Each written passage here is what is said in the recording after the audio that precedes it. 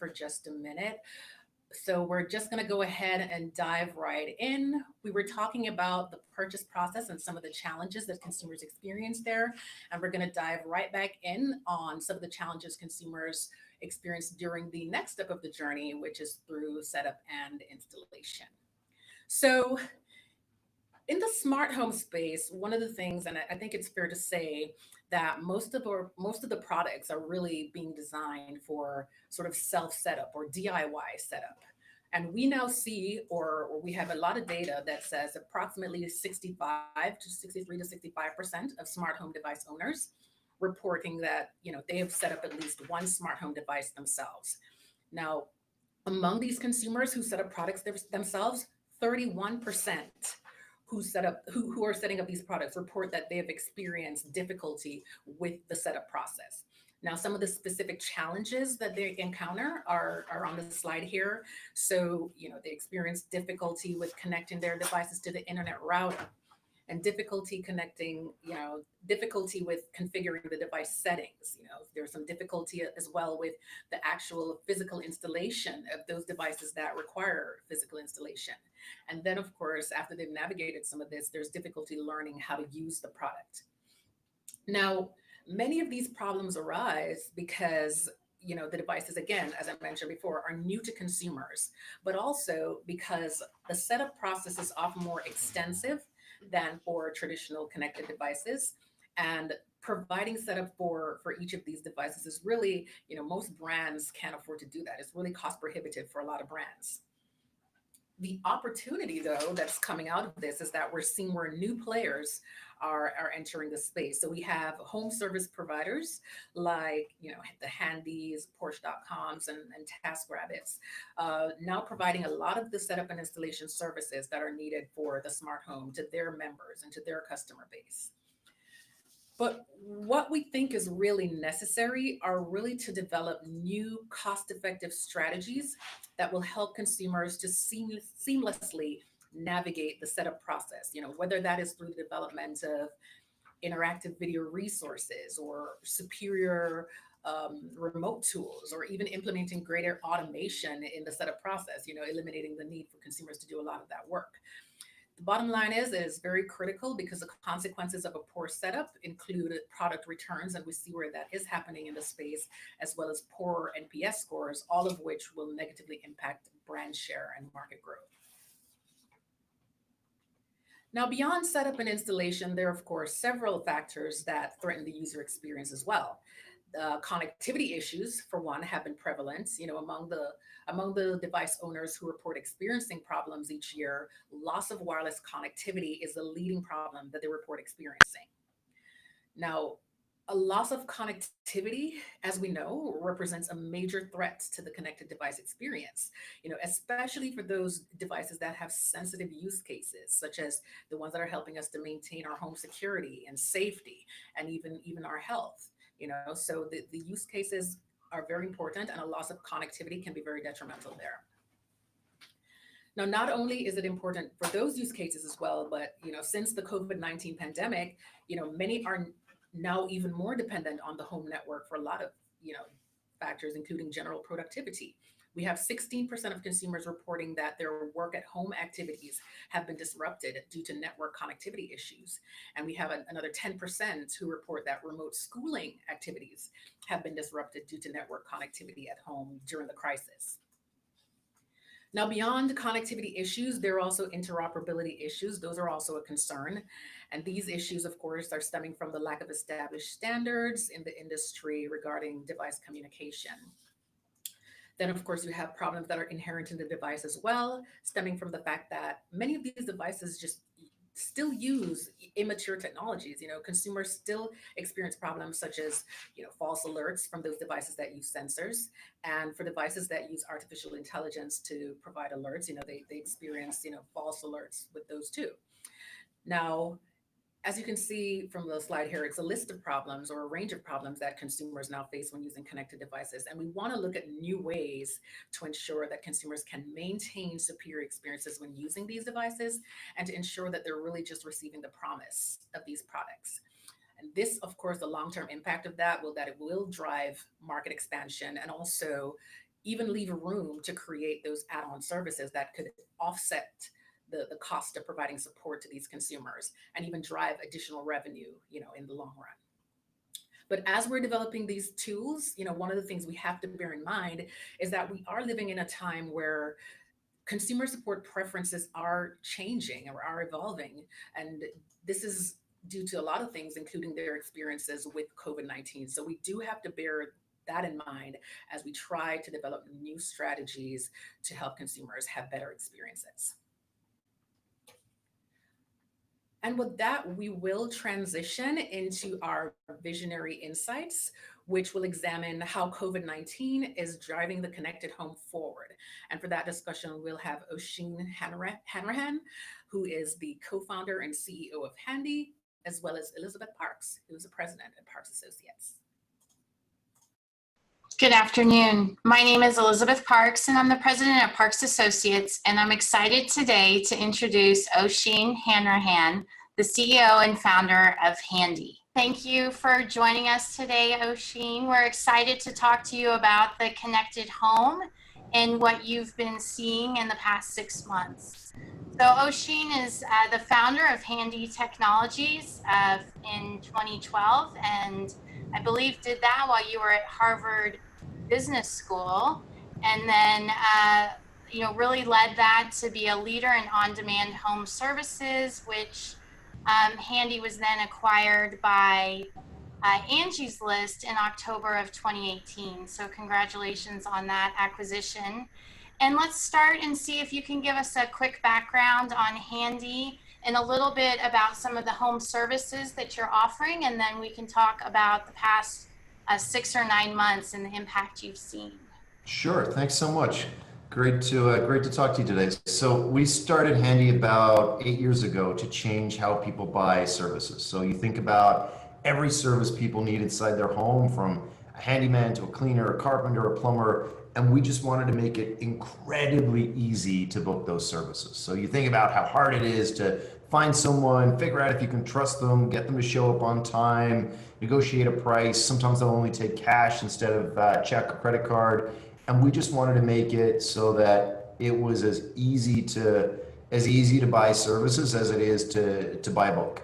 And you think about all the things that go into that. It means making sure that we vet our professionals, making sure that we can arrange pricing, take payment online, and dispatch someone who will show up on time and do a great job. So we built out that business for about 6 years. We've completed millions and millions of transactions across the US, the UK, and Canada. And then, as you said, at the end of 2018, we sold the business to Angie Home Services. And the thinking there was, we had a great transactional business model where you could press a button and book a service. Angie Home Services has a great connect with a pro model where you can press a button and have a pro call you and talk to them offline. You put those two models together and you can serve ever more customers. And that's really the thinking behind the merger, and that's the mission we're on today. It's to figure out how to deliver every service to every home while we do that in a myriad of different ways. Great. Well, and tell me a little bit about the past 6 to 9 months and where you have seen maybe some of the biggest challenges with Handy. Great. So the last 6 months has obviously been a roller coaster ride. I mean, you think about the first couple of weeks of lockdown, and everything just stopped, right? So it was back in February, March time. Everything just stopped. People stopped buying services. Pros stopped going out, and I think we didn't know how severe the virus was going to be, how severe the pandemic was going to be at the time. And very quickly thereafter, once people were in lockdown in their homes, demand just exploded very, very quickly. So demand for all the everyday services in people's homes really took off very, very rapidly. And it kind of makes sense, right? So you're not traveling, you're not going to bars, you're not going to restaurants, you're not going to your office. So you're just putting more pressure on your home. Everything from you're cooking more at home, you're using the bathroom more at home, you're just putting more and more stress on your home. And as a result, your home is breaking. Things are breaking at a higher rate. So there's more essential maintenance that needs to happen. The second thing we saw was as people spent more time at home and it became clear this wasn't a couple of week thing, it was going to be a few months or perhaps longer, people started to invest in their home. So people say, hey, I'm not going to take a vacation this year. I'm actually going to spend most of my time in my own home. I'm going to invest in it and make it a little more comfortable for the next 6, 12 months. And that we saw in terms of people investing in, particularly in their outdoor space, so their own private yard or their garden or whatever it may be, and people, really saying, hey, I'm going to make this a space that I'm going to spend a lot of time in over the next 6 months. And the last thing we've seen, which is increased demand, has been people moving to larger homes. So people have obviously left the cities over the last few months, particularly New York, Chicago, DC, etc. We've seen people migrate from downtown out into the suburbs. And as a result, just with more square feet, there's more demand for home service. And those three things together have really resulted in a pretty significant macro increase in service. And then you get into specific categories. So things like people getting their office, their home office set up. So that's everything from Wi-Fi installation to just, a little more soundproofing on doors around people's offices if they've got family or kids around. So people have really thought about like the macro and also the micro of what does it mean to work in a more remote way. Yeah, that's great. And we saw some of that within our consumer research with people really going out and buying new devices in their home to aid in communications, and also really spending a lot more time with different communication services like they never had before, video chat and OTT services, keeping the kids busy. Can you tell us a little bit more about the expansion of your Google partnership? So our audience is very specifically interested in the growth of smart home devices and how these are getting to consumers, and then really what the installation looks like. So we'd love to hear more about this partnership and how that's unfolding. Sure. So look, I think this category of people figuring out what the best way is to work at home has really accelerated smart home. So it's really accelerated the everything from people no longer thinking, hey, a single Wi-Fi router is acceptable, I'm going to need a mesh network, to people saying, hey, I actually just want more security around my home. I want better knowledge of people coming in and out. I want a smart lock. I want better knowledge of the temperature of my home. So all of the shift to spending more time at home has meant that people are investing more in the mechanics, I would say, of smart home. So year over year, we saw about a 450% growth in smart home installation requests in the months following the pandemic. So we don't see that kind of growth in other categories. Like that's not normal for us to see a 4.5x increase in requests by category. Similarly, we saw about 150% increase in computer network project requests. So again, it's really people taking, it's almost like people saying, hey, I need to recreate a simpler version of what I had in my office at home. And that, I think, has come directly to Home Advisor, to Angie's List, to Angie, and also it comes through our partners. So as you said, Handy partners with Google Nest, Google's Nest, so that when you go and buy certain products on the G Store, we actually install those products. So you can request whether it's a Nest camera, you can add installation right there at point of sale. You can pick a time and date that you'd like the install to occur, and we dispatch somebody to go and actually carry out that work for the price that it says on the website. So it really is like a fixed price install where end to end you can buy the product and know that someone's going to show up and install it at the time that works for you. Sure. Well, what about how you're reaching consumers to explain that you all have this service offering? So I think we see a lot of consumers going out and buying one or two and then continuing to add on to their smart home device purchases. And so, how are you marketing your service to these consumers who might be buying emerging devices that don't necessarily need professional installation, but at the same time could very much be appealing to have that additional service there? Look, I think very few people wake up one day and say, you know what I need to do? I need to go and buy a smart home. I need to smartify my home. That's not like a thing that people wake up and say. Instead, exactly as you said, this happens incrementally. So people say, oh, I'm going to go and I'm going to go, I actually would really like a security camera at the front door. Or I have a dead spot in the Wi-Fi in like 2 rooms of my home. I'm going to go figure out how to solve that problem.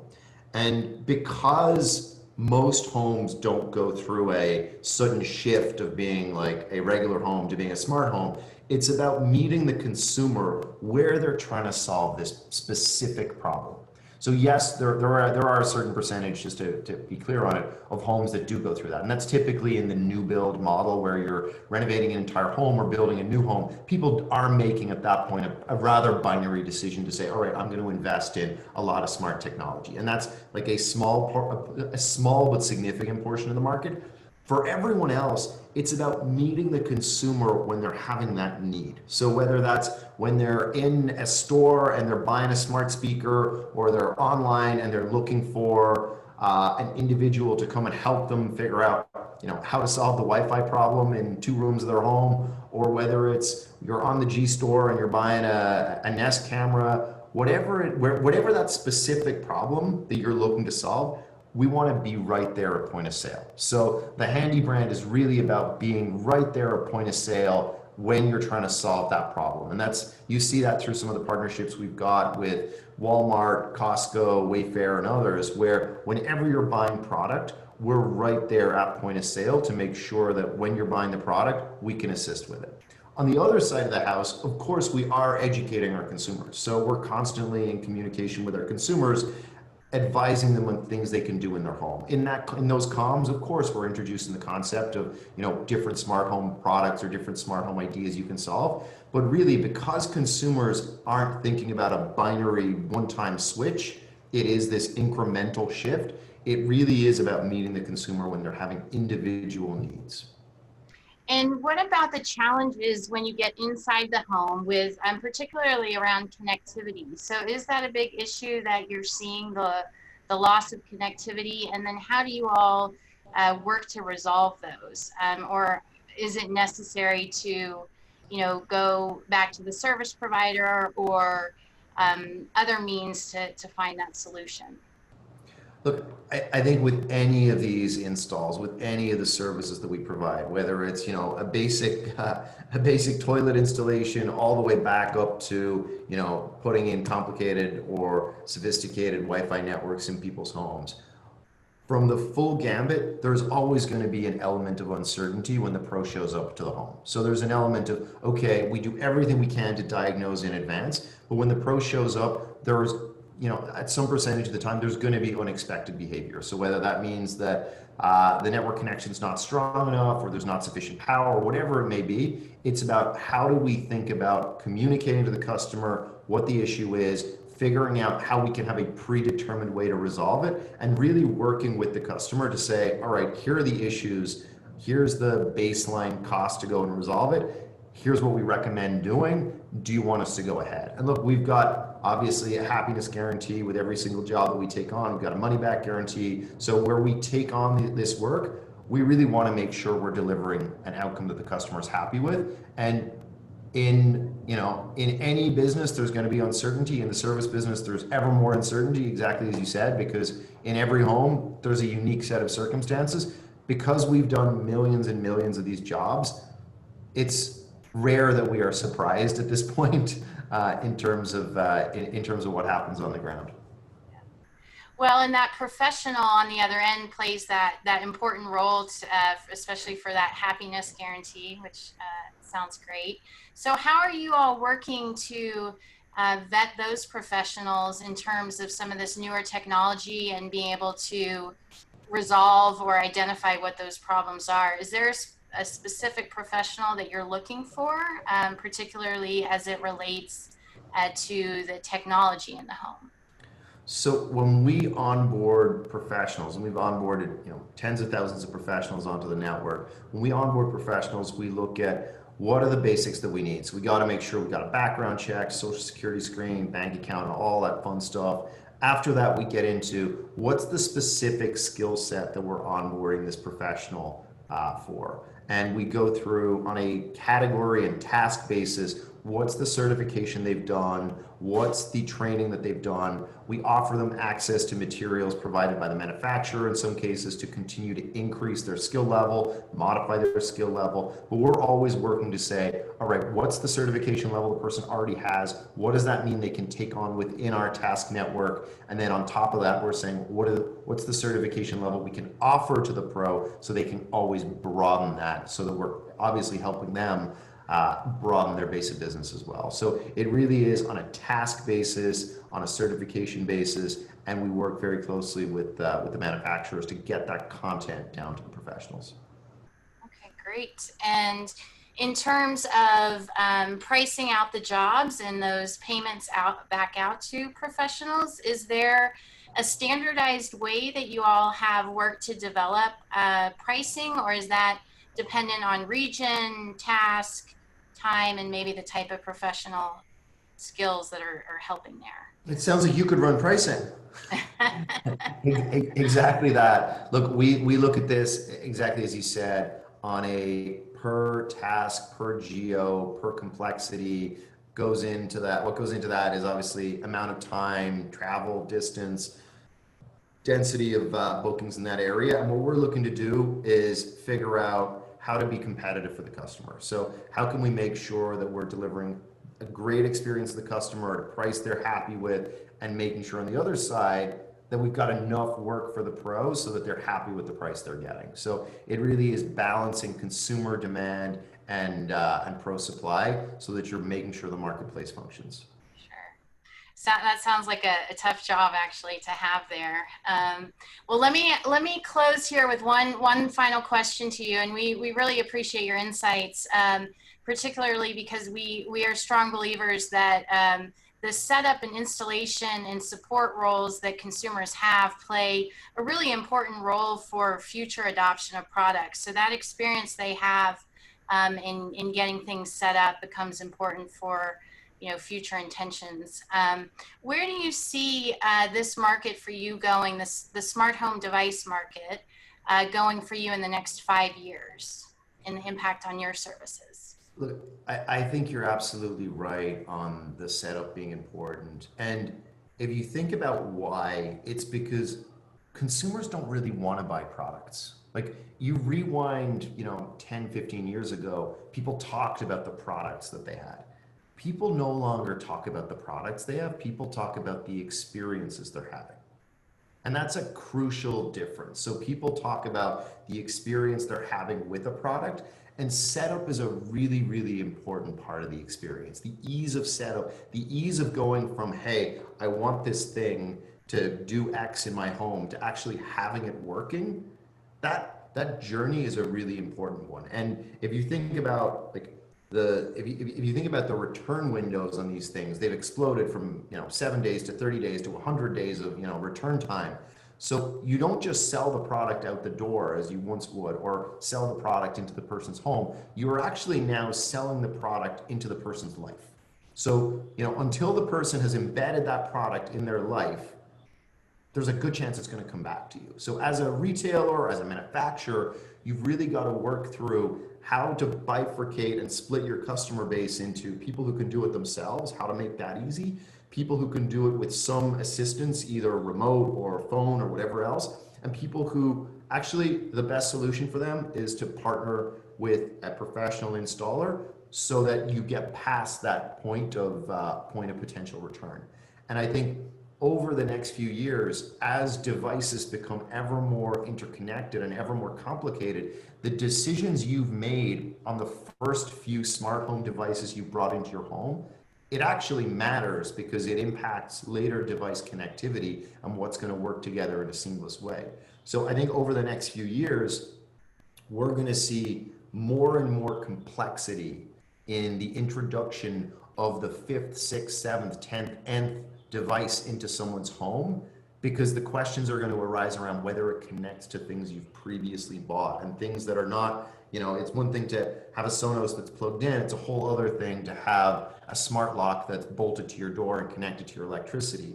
And the relative connectivity of these devices is going to become a really important factor in how people think about like how far along the smart home spectrum they're going to go. So I think that's like a trend that we're already starting to see. It's like, hey, will it work with the things I have, and which things will it work with, and what do I actually need to pull out in order to make it all work together? And that's, you know, that's technical, it's challenging, and it requires professional assistance. Well, great. Well, thank you for those final thoughts. And Oshin, we really appreciate you being here with us today, and we'll look forward to talking with you again soon. So thank you so much, and have a great rest of your day. Thanks so much. Be well. Take care.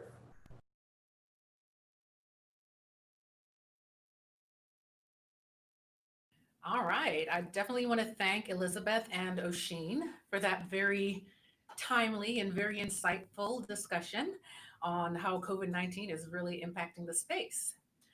And with that, we will now transition into what promises to be another insightful discussion on supporting the connected consumer.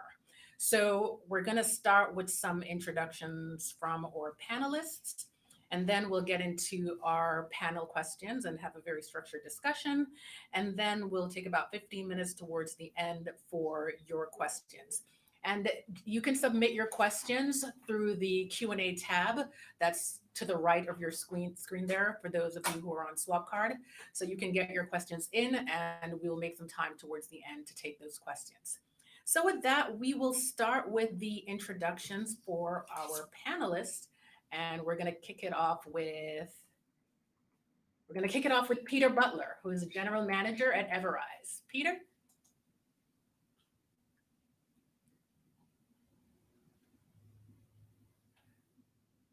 All right, it seems we're having a little, my mic is muted. Are we good? All right. Let him. It says my mic is muted though. Hi, hi Peter, we can't hear you. We're just taking a minute to make sure your audio is coming through okay.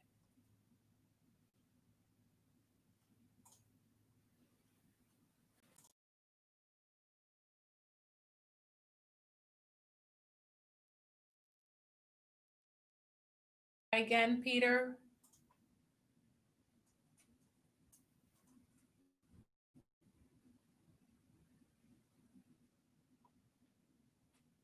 All right, we're still not getting audio or video right now. All right, we're gonna move on from Peter, and we're gonna try and come back in a minute. So right now, let's see if Bharat's ready. Bharat from Sutherland Global. Bharat? Yeah, hi. Yeah. Perfect. Doing an audio check. Can you hear me? Can you hear me? Yes, we can hear you fine. Okay, great. I just was checking. Was supposed to go second, but wanted to check there. Hey, great. Thanks. Really looking forward to the panel discussion today. Very interesting insights before this, which were relevant to our discussions. Just a quick update and a quick introduction for myself and for where I come from. Been with Sutherland for the last 15 plus years. We have, oops, I think the slides are moving at a different pace. I think you've got the sweeper slides on. Yep. Okay, great. I've been with Sutherland for 15 plus years. We're part of the technology, media, and communications vertical, in which we have actually merged recently the technology, media, and communications business into one, because we think everything is very well interconnected, and I'm responsible in that particular area. I think the way we look at our businesses, and it was very interesting for the previous panelist to talk about, previous speaker to talk about it, is we look at customer experience at the center of everything. From our point of view, whether we're looking at onboarding or ongoing support, we look at what's going to be the customer experience, and we actually journey map the whole business there. So if you see in the center of our business, we really have our Sutherland Labs, which are based both in San Francisco, California, where I'm based, as well as in London.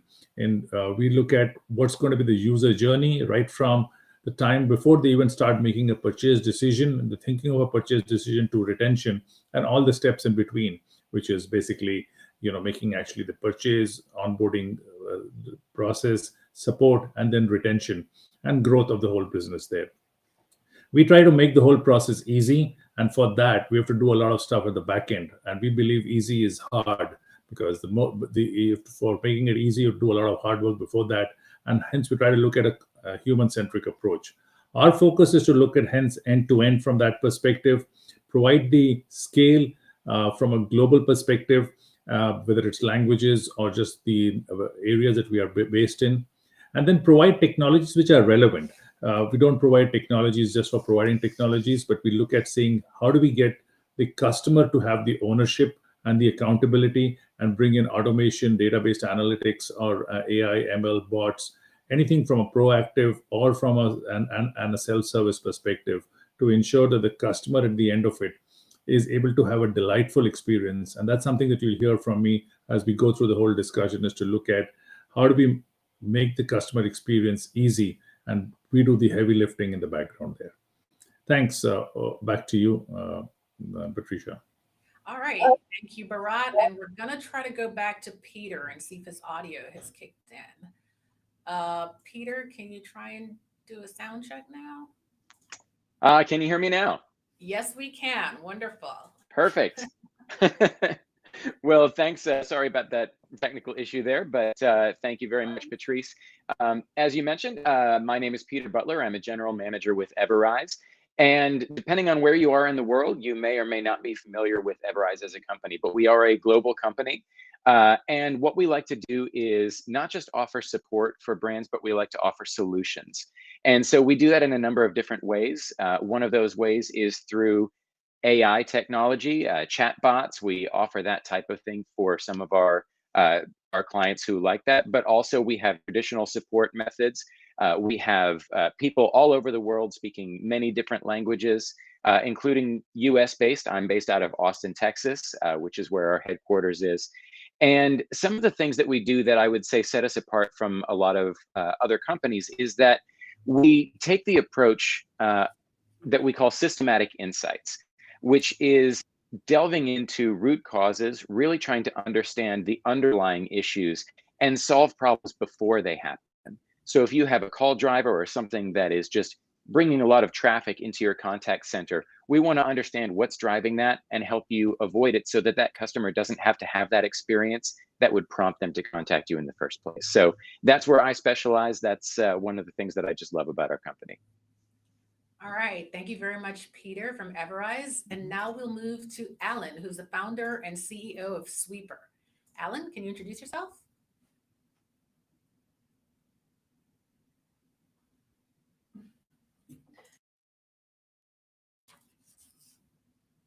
Am I still live? Okay. So we will go on to Rob. Rob, can you just introduce yourself while we try to get Alan's audio up?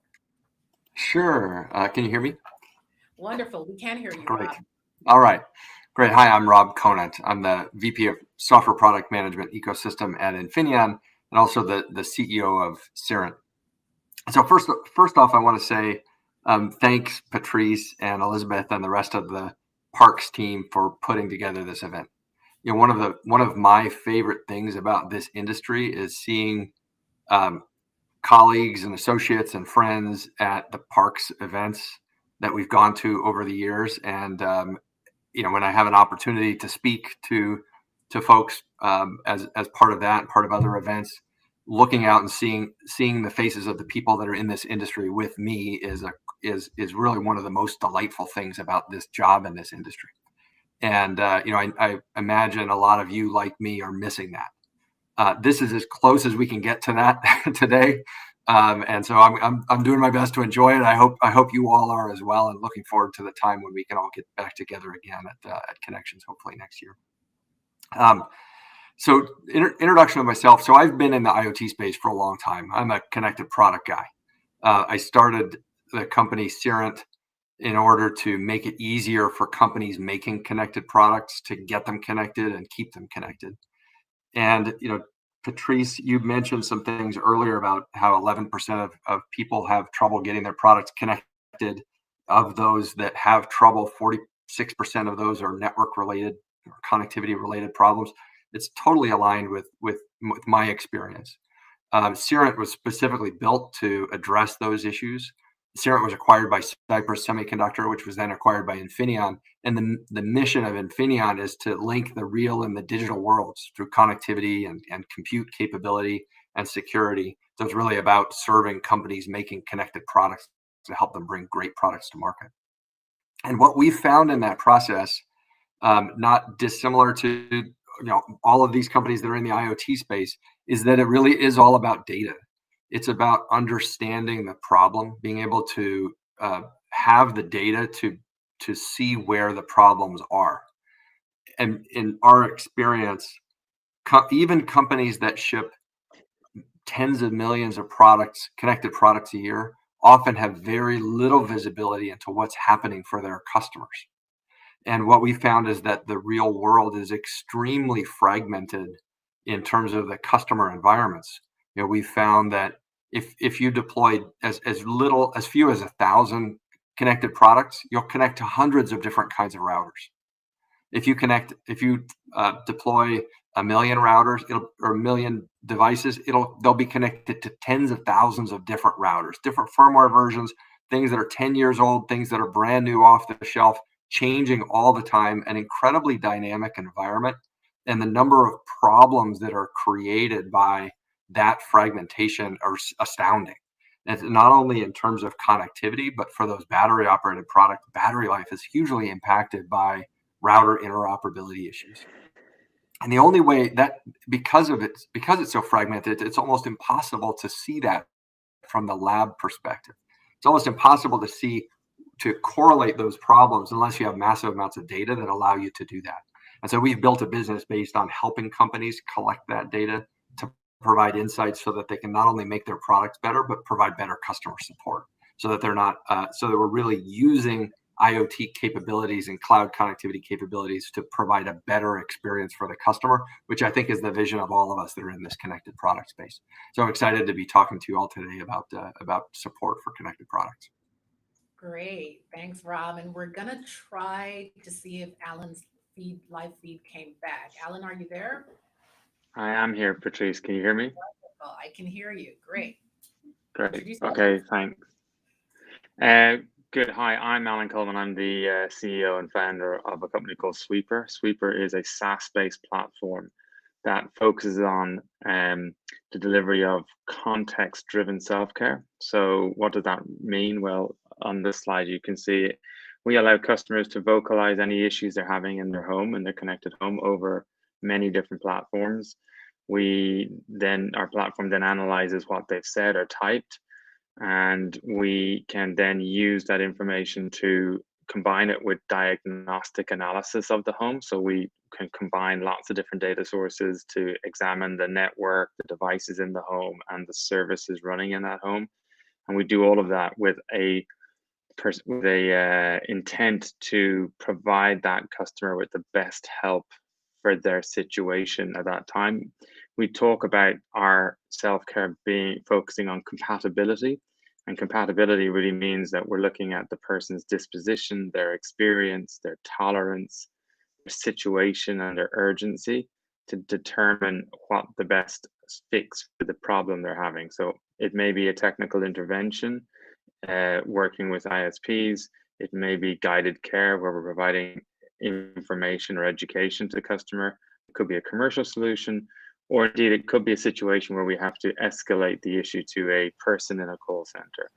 So we do this in conjunction with some of the world's leading ISPs to focus on their provision of care around the connected home, the connected network, and the devices sitting on that network. And so I'm looking forward to speaking further about this topic on the panel. All right. Thank you so much, Alan. And now we will get into our panel discussion. All right. So as I mentioned, throughout my intro, we do look at support holistically.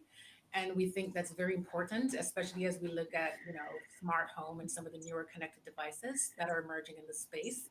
So we have to start by examining, the experience from the time when consumers are trying to purchase the product, and then go through the setup experience, and then go through to when they're actually using their devices throughout the home. So one of the things I also mentioned or alluded to was the fact that consumers' purchase support needs are changing. They're kind of shifting from when smart home devices were just emerging, and consumers were saying, I don't see how this product will benefit my life, or, I don't understand sort of the value of these products, or I really don't even need to remotely control my devices. So it was an issue or a challenge with getting consumers to understand the value that these products were offering.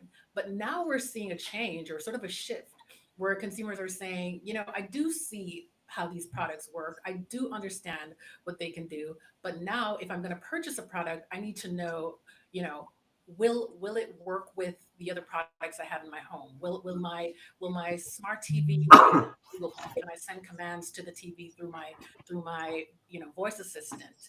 Or will I be able to turn my lights off using my voice assistant? Just things like that. They're really concerned about the features, how to enable them, and will the products that they are seeking to purchase, will they work with the products in their home? That's what we're seeing from our research. So I wanted to get a sense of, what are the purchase challenges that you're seeing or hearing of now? What is it that we have to address in terms of the purchase issues for consumers who are purchasing new and emerging connected devices? And let's just kick it off with Peter. Peter, can you go ahead and start? Sure. Yeah. So exactly as you said, Patrice, that interoperability, compatibility discussion is one that customers definitely want to get their heads around. They want to know that if they purchase something, it's going to seamlessly work with what they already own.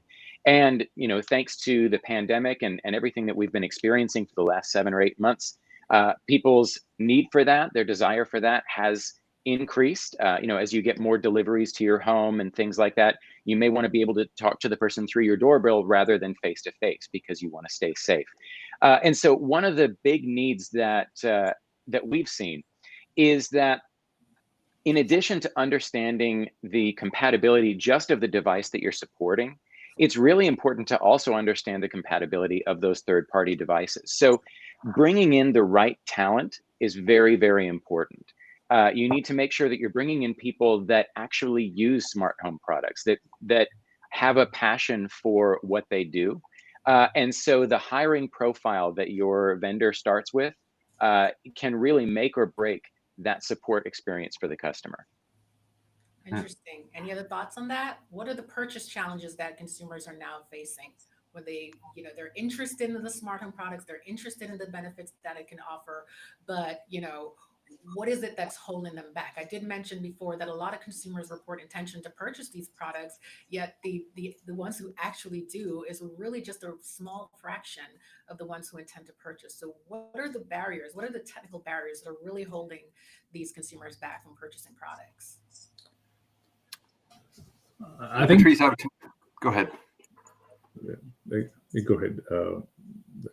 I think one of the biggest thing today is, as you said, people are now using their home as their home office, and you are having a lot of folks where there was only one person working in the house. Now there are multiple people working in the house. So you have to look at, obviously, interoperability. Somebody's got an Apple TV, but they've also got Android phones, and then something else works on a different system. So ensuring that works together there. I think the way we look at it, and I think what's very important, is to really look at what are the customers actually looking for. They're looking for something which has to be absolutely simple, and they need to go through the customer experience right up front. You need to also provide them a lot more digital and self-help videos, which will help them to not have to pick up the phone and talk to somebody, but able to do everything on a self-help basis. Customers don't like talking to anybody. The minute they start talking to somebody, they know that the process is broken, and then chances are they may not even go through the whole thing. The number of devices which are bought and still stay on the shelf is amazingly high. So you need to have usability of those devices. and hence creating the right customer experience right up front, and then knowing some easy checklist. Hey, who are the mobile providers in your areas? Do you have enough bandwidth for your internet?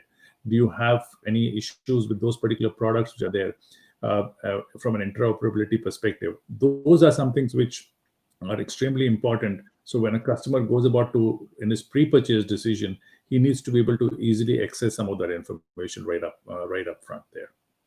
Interesting. Robert Allen, did you have any thoughts on what consumers, their concerns now when they're trying to purchase and the stuff that's holding them back from Yeah. purchasing products? Yeah. I think it really, I guess we can be thankful that we have an oligopoly of phone operating system providers, so that everybody can be confident that their apps will work both on iOS and Android. And I think that's been a huge benefit to this industry over the course of the past decade, and really has brought us where we are today. And we also owe a huge debt of gratitude to the Wi-Fi Alliance for continuing to make sure that everything is backwards compatible. So when people buy a new connected TV, they don't have to worry about whether it will work with their router, because if it has Wi-Fi, it will work. And so that has been a huge benefit for the industry. But at the ragged, rough edge of innovation that a lot of us spend our time in, there are still a lot of questions, and there's a lot of complexity and a lot of fragmentation in the industry that makes it difficult for consumers. And so if you're buying something that is so the big companies like Apple, Amazon, and Google each define their own ecosystem, and they become the thing that products want to interoperate with. And then the products, you have sophisticated products like gaming consoles and things that operate on their own. But then as you get down into smaller point solution products, that interoperability is really critical, and it's difficult for those product companies to communicate the level of interoperability that they have with those different ecosystems. And it's because there's the feature set is long, it's difficult for customers to really understand what it means. So if I were to buy a light switch, how do I really know how that will interoperate with my Amazon system or my Google system or my Apple system? I don't really know. There's not enough space on the tag to describe it. We don't even have a language to effectively describe that. And in fact, there's some activities that are going on with the connected home over IP standard that is being developed within the Zigbee Alliance for Wi-Fi, Bluetooth, and other radio technologies to allow interoperability with the three big ecosystems, Apple, Google, and Amazon. And I think the reason these big companies have come together to drive that forward is specifically because those lower end products, customers need to have visibility into whether those will interoperate with their chosen ecosystem. Today, they don't have visibility, and the product companies really need them to interoperate with each of those ecosystems. And so there's a lot of work that's happening on that front, because that is a real barrier to the adoption of those products. And frankly, it's a barrier to the expansion of those ecosystems into a much broader range of products. Interesting. All right. So I'm hearing a lot on the interoperability front. But I'm also hearing, that consumers do have concerns about security and privacy too, as they try to use these products. There's a lot of stories in the media, especially from last year, going right along into the early part of this year. There were a number of stories about major breaches that were happening in consumers' homes, and consumers have concerns about that. But outside of that, consumers have, on a baseline level, just wanting to know, are these devices listening to me as it relates to, smart speakers and smart TVs and such, and for like even activity trackers and stuff like that. They want to know, what type of data are or is their devices giving to or sending to the manufacturer? What type of data is being collected and stored and used on them? Do you see that there are major concerns about this that could actually prevent consumers from purchasing a product? Is that one of the barriers that are really into play here based on what you see? I have an opinion about that.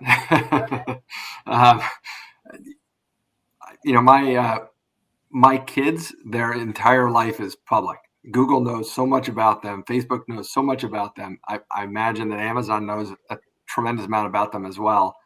and the data that's being collected by these products is just more data leakage to maybe different other places, but they just don't have a lot of concern about that. On the other hand, my father, a tremendous amount of concern about that, and that is actually a core part of his purchase decision, not only for connected products, but any kind of service that's an internet connected related service. And so I think the range of concern about that spans quite wide. And again, we just don't have a language with which to discuss that. If you actually get in, like I have, and read the terms and conditions for a lot of products that you buy, including something like a TV, the amount of data that they can collect is actually, they have a tremendous amount of latitude in the data they can collect based on the user agreement that we grant them when we use those products. And I do think that there's clearly a ton of concern about that, and companies are very concerned about it because there is real liability and there's a real customer impact. But also they make their living based on a lot of that data, and that's part of the reason that TVs can be so cheap today in comparison to where they had been historically. And so this is a real big societal shift. I don't think there's so much of a technical problem, but there's a real big societal shift related to the sharing of information. And I also think that is, in my role inside Infineon, obviously, we really try to help companies be able to make their products more secure. It's too complicated and it's too expensive. It has been in the past, and making that really simple for product manufacturers it's a no-brainer for the product manufacturers to add security into their product. But on the other side, the consumers ultimately have to choose to buy products from trusted brands, because they, in order to have some confidence about what will be done with their data. If you go on Amazon and you buy a low-end connected power outlet, you don't have any idea what's going to happen to that data. They will collect data. They will use that data. If they can monetize that data to make it so that they can sell that thing for 50 cents less, they absolutely will do that. And that's a real challenge for consumers.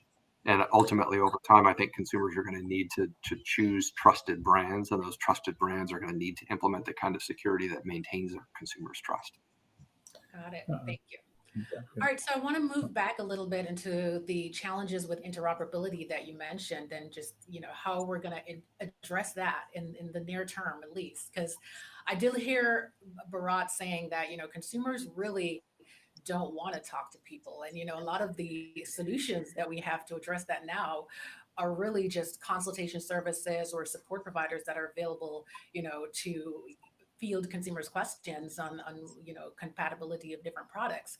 So I hear Bharat saying, but people don't want to talk to people, so we'll probably need some kind of maybe a compatibility checker or something like that. But then I'm also hearing Rob say, that's just not going to be available given the state of technology now. To have a compatibility checker or something like that, it's just not feasible, given the state of technology. So I was just really concerned or just curious about, how are we going to address the issue of letting consumers know which of the products can work in their home, given the current state of technology and the fact that no one wants to talk to anyone. Rob, Patricia has created some spice in the discussion, let's say. So I think, as you talked, I think a very, very good question there. I think just one other thing, I just want to just touch purely on that security question that you asked. I just want to leave one thought and then really answer your question on the security. I think security is at three levels. One is overall internet and access security. Second is the fact that there could be a security with always somebody selling my data or at that particular device perspective, and places like California allow you to choose the right amount of data that you will allow. And the third is the issue of wrong billing or all those type of issues there. So those are three levels of security or comfort that the customer is doing. Because in my mind, customers don't buy a product, they buy what is known as a peace of mind. They're not looking for something to go wrong. They're looking for a peace of mind. So they're really looking for those at those three levels when they're making the decision making. But coming to your question of people doing that, I think today people want something that they can set up easily. The demographics, the pandemic has been extremely good for this particular business. The number of people, as somebody said, have invested heavily into smart home products has been tremendous. It's gone up by 3x, 4x there. And the demographics have gone up. A lot of people have said their parents didn't know how to do a video call. Now you have to tell your parents, hey, we can talk besides doing a video call, because they become experts on Zoom, you know. So I think today what's become extremely critical is to make it so simple that they are able to solve the problems on their own. And then if there is a need that they need to refer to something, there should be self-help videos, there should be digital media, which is easily available at a click, which can be available to anybody who's not technologically advanced. We're not looking for, design artists who will be doing that there. And if the need be at the end of it for somebody to go to on a phone, at that moment of time, the whole history should have been carried forward. So earlier, people would pick up the phone and talk right there and then. Now the need is to talk, if it's necessary, it should be less than 10, 15%. And using AI or using ML or using any other bots is something which is to be done at the right stage to ensure that the customer's issues are solved. Because if they are not solved, chances are that the product will remain on the shelf. I can share my experience. I bought in a home security network. I upgraded it. I did 80% of the upgrade within the first 30 minutes of buying it. And the rest 20%, I got stuck and I said, okay, I'll do it tomorrow. And it's now 7 months, so it's not happened. It just sort of, that's the way it sort of goes for, I think, for everybody else there. All right. Any other thoughts on how we're going to address this issue of letting consumers know in an efficient and effective way, what products will their products work with the products that are currently in their home? Were there any other thoughts on that before we move on? Well, my personal thoughts on that, I can say that I am one of those people who doesn't like to have to pick up the phone and talk to a support person or a salesperson to find out what it is I need. I look at things like product reviews. I want to hear from other users. I don't necessarily want to hear from the company itself. And so I think it's really important to make sure that, your brand has a good reputation, that you do simplify that setup process as much as you possibly can, so that when people talk about your brand, they talk about the compatibility and how easy it is to set up and all the different things that you want to be able to say for yourself, but it's just much stronger coming from other people. So, having a good user forum on your site can be very helpful, but also just checking out what are people saying on, product review sites and things like that, and then adapting. If they mention something that your product can do something with, it's really important to capture that and make a change. All right, thank you. All right, so let's actually move on to the next section, but I want to make sure that you guys complete the poll question during this time. We have a couple of polling questions. We're going to be checking out your responses to the first one really quick. So if you all, I see that a lot of you have already answered it. So if you could just take a minute to answer that first polling question on which of the following provides the biggest challenge to the smart home setup and installation process. If you could just take a minute to answer that. I'm going to go back to the panelists and then we're going to come back to see how you guys have answered that question. All right, so to the panelists, I kind of want to direct a similar question. So as I mentioned in my intro as well, the setup and installation processes of new connected devices, especially smart home products, is really just a primary challenge that has remained for some time, but it's also kind of an opportunity in the space to provide, premium support services for those devices. So what I want to know is, what are the current challenges first? I want to examine that. What are the current challenges that consumers are facing when setting up their devices? And have these evolved, or is it really the same challenges? Difficulty connecting the device to the internet router, difficulty with the physical installation, difficulty getting their devices to work together. Is it the same challenges that they're having now to set up the devices, or is this evolving in any way? What are the primary challenges? So from my perspective, I think it really depends on the brand. And I can share an example that's particularly important to me because my team at Everise actually had a hand in improving the setup process for our client. The client that we were and still are working with has a number of smart home devices, including cameras. So when the first generation of this brand's camera was released, In order to set it up, the user had to open an app, scan a QR code, join an ad hoc network created by the device, manually input their SSID and password, and wait for the device to reboot. There were just so many ways that this process could encounter an error. And it was actually a significant contact driver. A lot of people were calling about that setup process. So thankfully, our systematic insights team was able to gather some really important user data about that customer experience, noting exactly when and how the process would fail, and providing potential solutions directly to the product engineers. So when the next generation of that product was released, the setup process was much simpler, less prone to errors. A complicated 9-step process was actually reduced to just 2 simple steps. And customer contacts requesting setup support were reduced to almost 0 for that product. And the important takeaway from that example is that when you choose a brand that really values the customer experience, you should be able to see that type of evolution and improvement to the user experience happening all the time. Interesting. Alan, did you have anything you want to share on that? What are the challenges you're seeing, and are they the same as the ones you were seeing 4 years ago? Yeah, there's definitely improvement in terms of companies' focus on the customer experience. I would, however, say that the journey of the advancement of technology, networks, devices on those networks, services on those devices, means that you've always going to have a challenge, because the consumer is the only responsible party for the interoperability of all the various things moving around the home.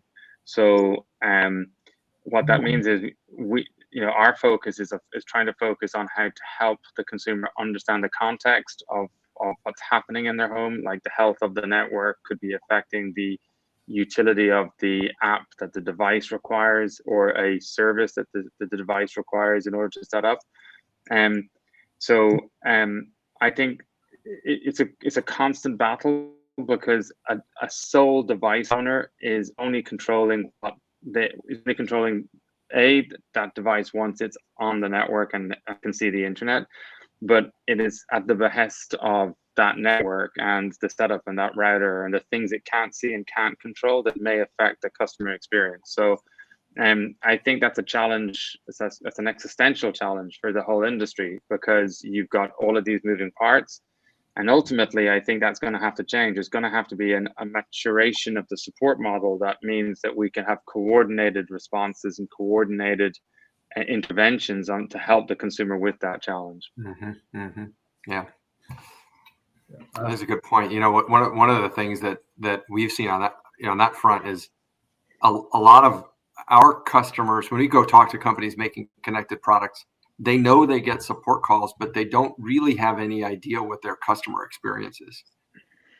For decades, we've been talking about the IoT allowing people to have visibility into what's happening with their products in the field. But that requires telemetry.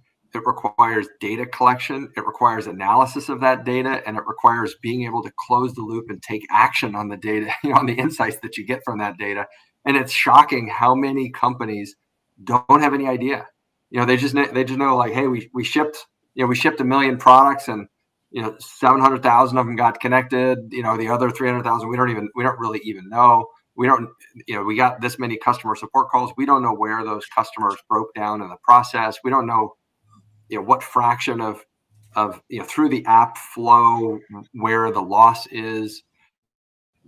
This is fairly standard stuff actually across many of these kinds of different products, but every company has been required to develop their own telemetry to be able to do that. One of the things we did fairly recently is in a mobile app SDK, provide a way for companies to structurally capture that data, so that we have a bunch of canned reports and dashboards on our console, so that people can see, oh, everybody's falling off on that step. I have a problem there.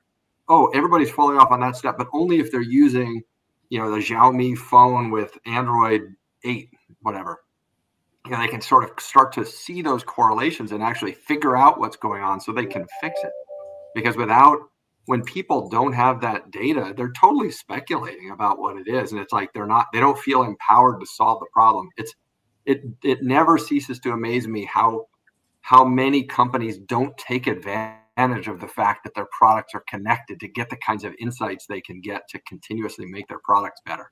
You know, that if there's one message I would want all the product companies who are here to think about is, remember, your product is connected. You should know exactly what's happening with that product so that you can figure out what all the problems are and you can make it better. You know, the best way to eliminate support is to make it so the problem doesn't exist. And that's a data-driven problem. Yeah, absolutely.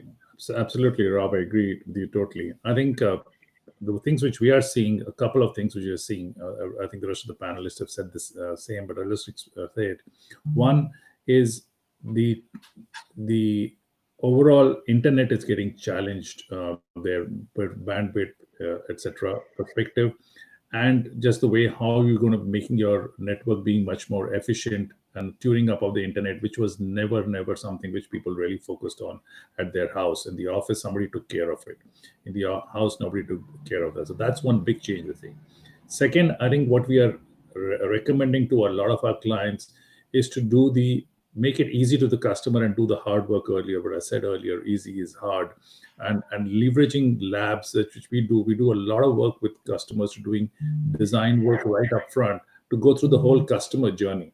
You know, somebody said the number of clients is go ahead. I was just reviewing a list of that we had got the number of clients in our particular engagement that we were looking at. I'll just try to show the slide. I don't think you guys can read it.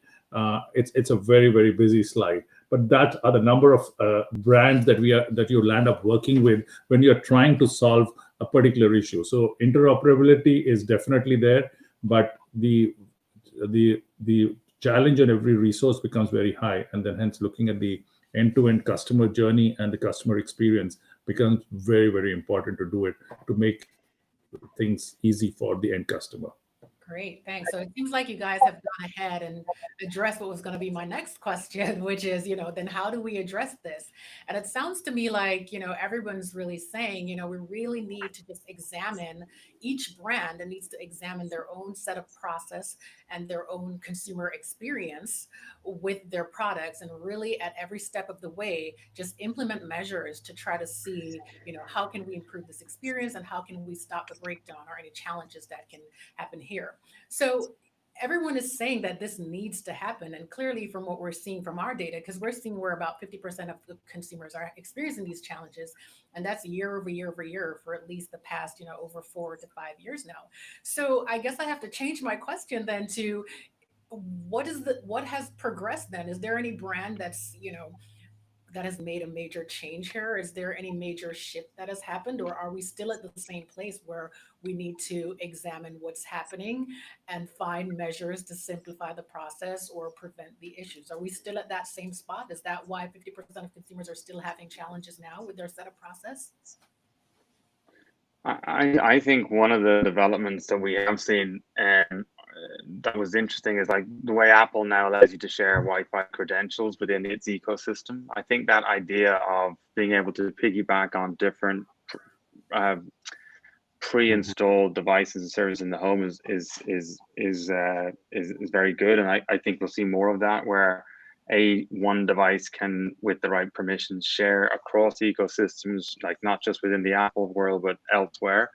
I still think, however, we need further coordination, and we will continue to, and I think one of the natural inheritors of that coordination will be the ISP. The ISP is going to have to step up and think actively about how it acts as more like a technical concierge, how it acts as a coordinating entity for connected devices and services trying to operate on the network it provides in the home. And that, that's a key unlocking for a lot of these various different challenges we're describing here today. Interesting. All right, so let me just check out the responses to our poll question before I dive into the rest of the panel discussion. And it seems like the majority of our audience thinks integrating the device with other connected devices in the home is now the primary challenge that consumers are experiencing when setting up their products. So the audience definitely thinks that we've, to an extent, moved beyond the whole process of connecting the device to the home network and getting it to work. And the bigger challenge now is integrating the device with other connected devices in the home. So that really is consistent with what a lot of what you all were saying in the very beginning, where you're saying, this is an issue that consumers have from the very point where they're trying to purchase products. All right, so we'll move into the discussion, and I'm going to jump to the impact of COVID-19, since that's a very timely discussion now, and a lot that one that a lot of people want to hear more about. Just whether or not this is impacting the way you support your customers. Is it impacting your ability to support your customers to begin with? And then sort of what are the opportunities that are coming out of that? Because certainly there's some opportunities there now, now that a lot more people, to Bharat's point, a lot more people are using technologies that they never used in the past. So let's start with, is COVID-19, impacting your ability to support your customers? And what is that impact? How is it impacting the space in general? And anyone can go first. I think it's increasing volumes for the product companies tremendously. I think product sales, I think Alan mentioned somewhere in the beginning that people are using vacation money and spending a lot more on devices. I think they're spending a lot more money on multiple devices, upgrading their infrastructure. So sales of home devices have gone up significantly. Three things which needs from a service provider have gone up. One, a very good knowledge base so that you have it updated on regular basis. So for example, in our company, we do keep a knowledge base in which we have over 3,000 articles which are trying to resolve every issue, and keeping them updated on a daily basis is extremely important. So I think that's one key thing which is there.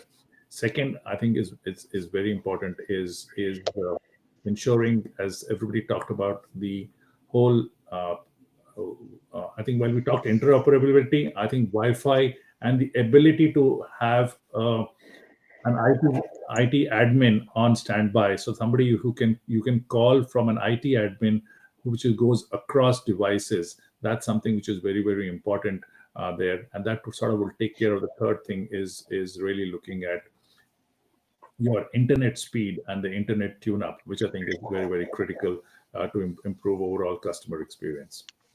Interesting. Any other thoughts on the impact of COVID-19 on the support industry and support space? We work with a lot of different companies making connected products, and what we've, they're at the earlier stages, so it's not so much customer support, but just the industry. It's really difficult for companies to bring new products to market right now. They're without, many of these companies everybody's working from home. It's a real struggle to get new product into the market if you don't have people in the office, because there's so much hardware dependency. And even with the engineering teams, them understanding what's happening with their products, it's, like the rest of society, I think that COVID has accelerated the virtualization of the product development process. And so we're actually seeing people really start to look at the data and want to get more telemetry data and use that, because all of their people are remote. They're not in meetings as much, and they're not doing things with physical hardware. They need to get more data from the field to understand what's happening in the field. So we've seen a kind of a virtualization, which has been interesting. Interesting. Sorry, Peter, go ahead. Yeah. Peter, no, that's okay. I was just going to say, one of the things that we haven't talked a lot about is, just the security of home networks. There are a lot of things to consider when you have people working from home. So even if you're able to do the same type of work, you don't have the control that you used to have over the security of your data. And so, finding good solutions to make sure that, nothing is leaked, that people's home networks are capable of keeping that information secure.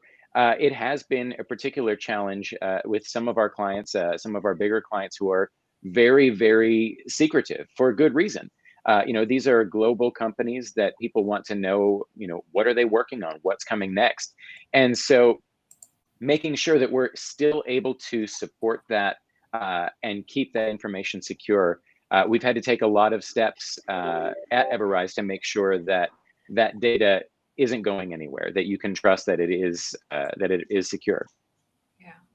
But what about, say, remote support tools? Because we have a bit of data here that says, about 45% of consumers are, more concerned or more apprehensive about having a support technician inside their home, given their experience with COVID-19. So has this impacted the remote support tools that are being used? Are those tools just as effective as they were before? Do we now have to leverage more advanced tools that provide, video or more interactive, type resources to support customers? What about the remote tools? Has there been any change in that?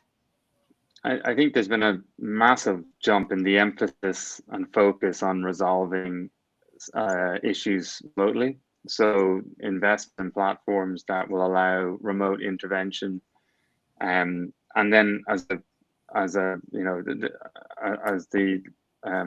step of last recourse is for an engineer, and maybe the engineer now increasingly will use remote access using FaceTime or using messaging platforms. But yeah, no, I think from an executive and a corporate level, we've certainly seen a huge amount of redirection of budgets towards self-care as a primary driver. But a lot, not just because of the field force engineer challenge of crossing the threshold, but also because call centers are compromised because of social distancing requirements. So actually, all the normal tools or the traditional tools for intervention and provision of help are compromised by COVID-19. Interesting. So it seems like COVID-19 then has led to sort of a heavier dependence on data during the support process. It's also led to the development of better self-care tools as well as remote tools.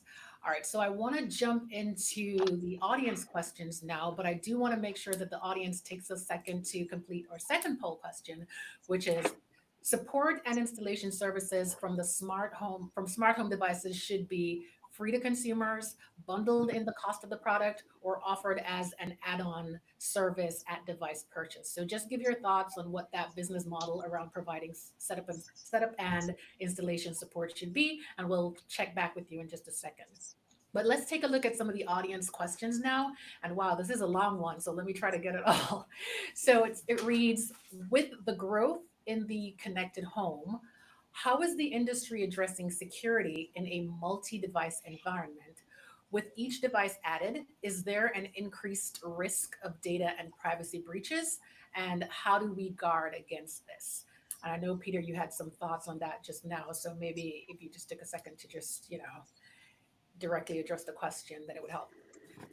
Yeah, absolutely. I mean, the old phrase that a chain is only as strong as its weakest link. If you're purchasing a brand that is not a trusted brand, just as we were talking about before, some of the big ones, you know their reputation, kind of what they're collecting because they are upfront about it. Apple has come out and basically said that privacy is one of their biggest concerns. So they have smart home devices, and they have promised they are not collecting data. They are not sharing that data. There are other companies that maybe they are collecting it, and in some cases, we've even seen some breaches of that data. And so, being very careful about the brands that you bring into your home, and even where you place them in your home. I'm going to be much more open to put something in my kitchen than in my bedroom, just because the things that I'm doing out in view of my family are not considered as private as me sleeping or talking in my sleep or whatever it is that a bedroom device could potentially pick up that I don't necessarily want recorded. So again, just thinking about the weakest link in that chain and just being very, very careful about what you introduce into your home. Okay, great. So let's take the results of the poll, and we have most of you saying that support should actually be bundled into the cost of the product. So we're not thinking that this should be an additional cost, and we're not thinking that it should be free. We're thinking that it should be bundled into the cost of the product. So we also don't want to be paying a separate fee for our setup and installation support. All right, now let's jump into another audience question.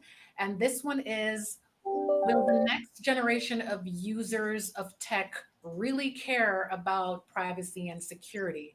And Rob, this sounds like something you talked about earlier. So if you want to just give some quick thoughts on that again, so we can answer this question. She's 12. If she's an indication of the next generation, I think there's I think there'll be a lot less concern about it.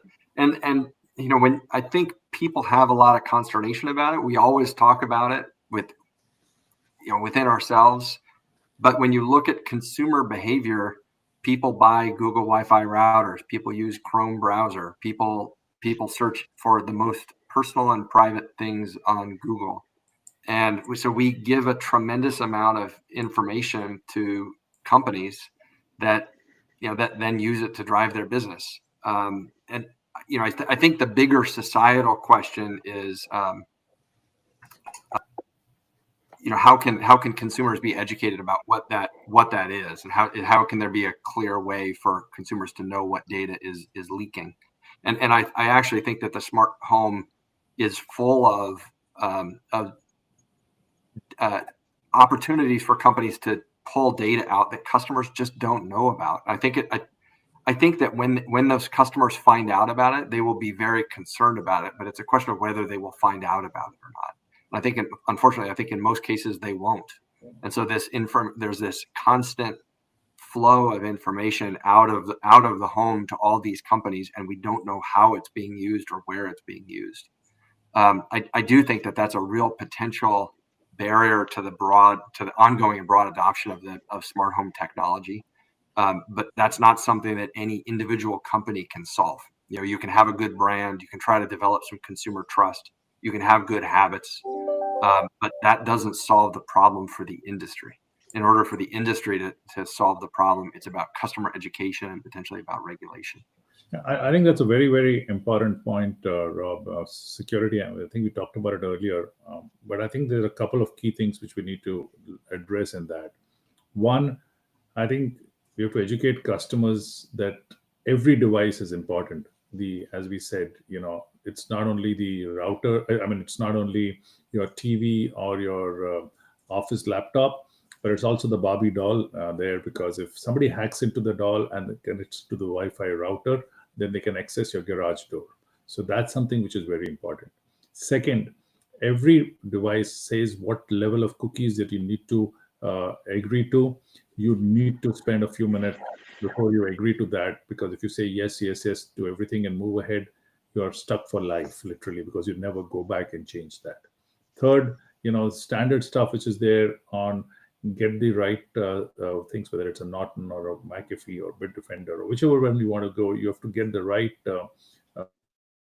security network. And then I think I spend a lot of time personally, and I'm sure all of you do, is to change your passwords on a very, very regular basis. Because if you don't make them first name and a birthday or a date which is important, you have to make them complex things. You have to do that on a regular basis, because that's reality there. But you also need, as I said, a remote supporter who will look at your network. So that ability of being, I think it's created an opportunity of a remote support team, which can actually review your network and tell you, hey, these are the 7 things that you're doing wrong, and go ahead and do it. Today, nobody is educating me. If I need some help, chances I'll call to Rob or to Alan or to Peter. I don't have a third party whom I can go anonymously and talk to them. That's a great opportunity that we think is important from that perspective. There. Thank you. So I just want to ask one more question before we have to wrap the panel and go on to our networking discussions, because this one is sort of stemming from something that Peter said earlier in the discussion. So I did want to get to it. So the question is, configuring IoT devices that are on Wi-Fi is a tough process. Peter mentioned that he was able to simplify the number of steps to do this. What suggestions can the panelists make to make provisioning easier? Well, our strategy is that you're somewhat curtailed by what the technology is capable of, but the thing that you're not curtailed by is how you engage and explain things to customers differently. So the tradition is that we build self-care journeys or explanations that are one size fits all for everybody that will receive the product. And when we do deployments and work with customers, we make sure to develop different journeys for different customers. So we have those that are technically confident and those that are technically avoidant, and we have different experiences for both of those different cohorts.